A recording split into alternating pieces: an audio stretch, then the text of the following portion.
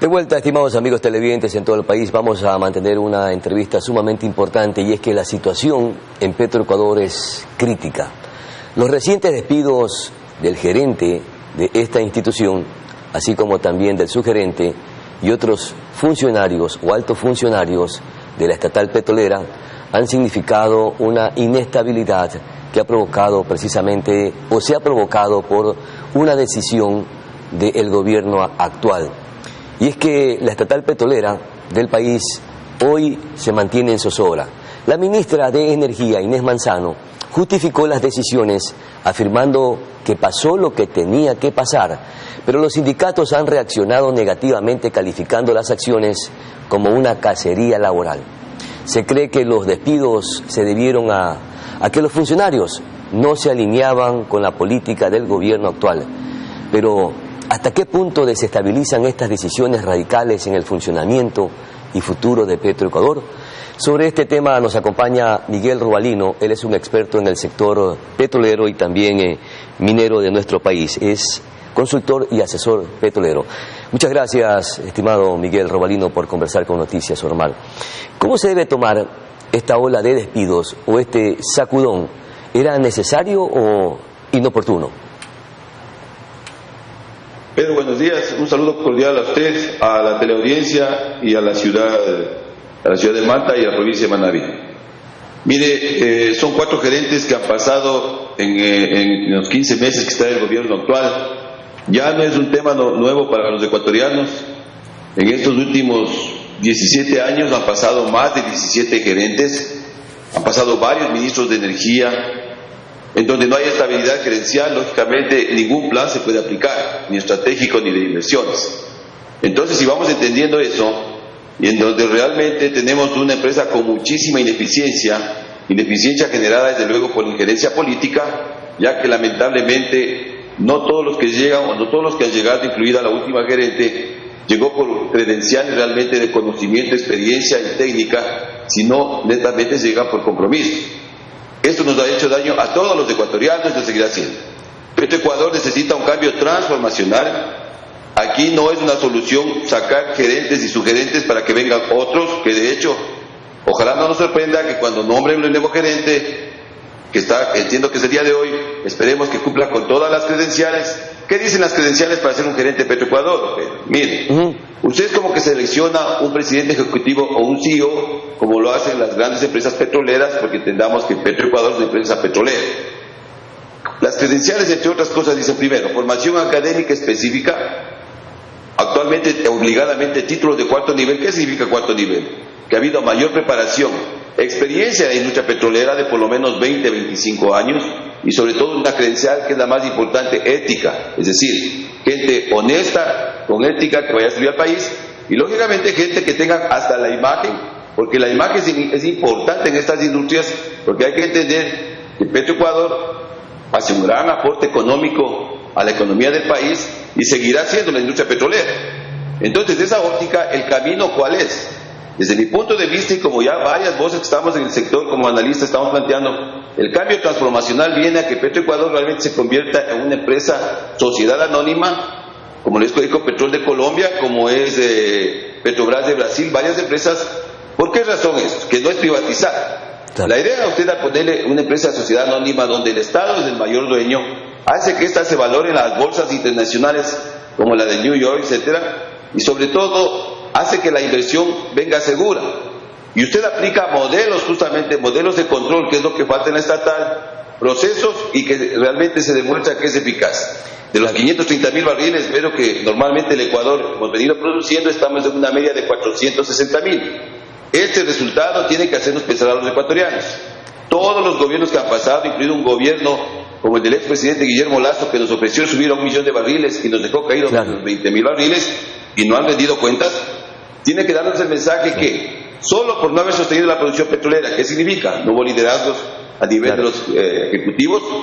Esa diferencia, si multiplicamos por una media de $60, son miles de millones de dólares que los ecuatorianos hemos perdido gracias a la irresponsabilidad de quienes nombran y quienes van aceptando un cargo para el que no están preparados.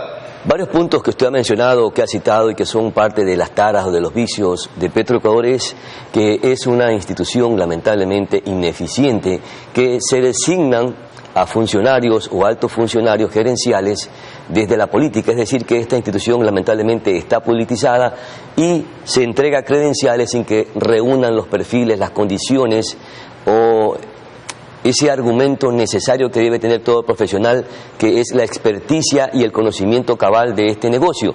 Usted está proponiendo que se deba de convertir Petroecuador en una sociedad anónima. ¿Qué significaría esto para el país y cómo se pudiera transformar, bajo qué marco jurídico podríamos lograr que Petroecuador haga este cambio radical? Mire, lo primero que hay que ir entendiendo es que las empresas se miden por los resultados. Nosotros tenemos reservas petroleras importantes en el país. Hay que ir descartando esos conceptos de que se nos termina el petróleo, se nos acaba el petróleo.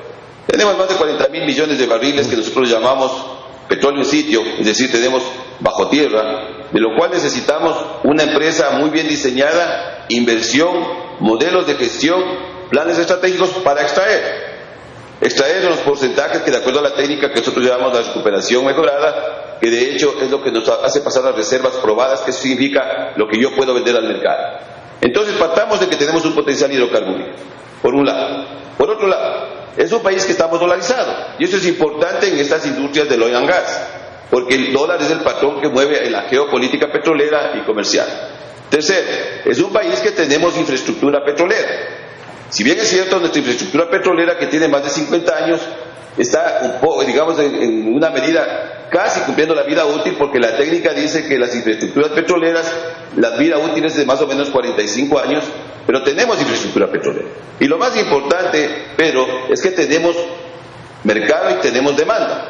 Entonces tenemos absolutamente todo para poder, de esta gran industria, de estas grandes industrias que es la energía, lógicamente poder hacer finanzas, y eso es hacer lo que llamamos el movimiento de factores. Miguel, tenemos todo, pero casa adentro no tenemos nada. Hay una institución desorganizada, una institución que está contaminada. ¿Cómo ir en contracorriente? ¿Cómo lograr esos propósitos si tenemos los recursos naturales, pero casa adentro tenemos todo lo contrario? Decisión política, Pedro. Necesitamos que haya una decisión política y que los gobernantes tengan una visión de estadistas. Esa es la palabra. Tiene que ser una visión, porque estas industrias hay que mirarlas con horizontes de 30 años mínimo, en base a cómo camina galopantemente la industria energética. Entonces, si usted tiene decisión política, tiene una visión de estadista y entiende cómo funciona, o se rodea de un equipo de gente técnica con visión que nos haga ver al país hacia dónde vamos, con planes de 30 años, eso se llama política energética o política pública en la energía. A eso hay que ir, es decir, cuando usted hace una política pública energética o una política energética con esa visión de 30 años, asegura los marcos jurídicos, asegura toda la reglamentación y leyes que se tienen en todo el sector de la industria energética, para que venga el gobierno que venga, justamente haya una línea de crecimiento. Tenemos casos claros en el país. En la parte de la energía eléctrica, recordemos que las causas de haber estado el país sumido en los apagones es porque vinieron los diferentes gobiernos y como no estuvieron o no les parecía que el proyecto anterior lo hizo el gobierno pasado, sin interesarles la parte del país, la parte económica, su ideología mal sustentada, porque yo veo que en el país realmente no hay ideologías. Hay que entender que estas industrias no tienen ideología, Pedro. Estas industrias deben tener simplemente una sola visión, que es: tengo que ir al crecimiento en la industria de petróleo, en la industria de gas, en generar más electricidad, en poner en orden la industria minera, es decir, ¿cómo sostengo para que no crezca la minería ilegal? ¿Cómo motivo modelos de contratos justamente para que el país no pierda y todos los ecuatorianos, que somos los verdaderos dueños de este recurso, podamos disfrutarse ese término de todo el esfuerzo que hacemos? Porque siempre hay que entender que al final hay algo que se llama el pasivo ambiental, es decir, el impacto ambiental, que si bien es cierto, todos los países lo tienen, pero eso se soluciona solamente con recursos. Mire, Miguel, lo que han citado algunos miembros del sindicalismo de Petroecuador, que existen serios problemas, como por ejemplo hay cerca de 4.000 posiciones con encargo y no llaman a concursos para llenar estas vacantes. Esto es parte de la desorganización de Petrocor. ¿Cómo resetear esta institución? ¿Cómo depurar esta institución para lograr ese paso fundamental al que usted acaba de mencionar, que es lograr que Petrocor, estatal petrolera, se convierta en una sociedad anónima? Mire, uno de los problemas que tiene Petroecuador es justamente el gasto corriente. Son más de 10.000 funcionarios. Contra una producción de 464.000 barriles, algo está mal. Mire, la norma dice que normalmente en estas industrias usted tiene que aplicar el 80-20. ¿Qué significa? 80% del personal es operativo y 20% es administrativo. Hagamos los números con lo que pasa en Petroecuador. Si cogemos solo una media de 10.000 funcionarios, significaría que 8.000 funcionarios tienen que estar en la parte de operaciones, es decir, campos petroleros, oleoductos, poliductos, refinerías, etc. Y 2.000 funcionarios deben estar en la parte administrativa. Ante una producción de 460.000 barriles, cuando yo pongo una referencia en el año 2003, yendo a unos 20 años atrás, Petroecuador llegó a producir una media de 560.000 barriles y eran no más de 5.000 funcionarios. Entonces ahí hay que entender ciertas cosas, que si bien es cierto, la infraestructura, porque los campos petroleros son los mismos de hace 20 años, no es que sean, a excepción del bloque 43, pero hay que entender que no es que hemos hecho más refinerías, tal vez unos poliductos más, pero eso no significa el crecimiento de casi a veces duplicado el personal.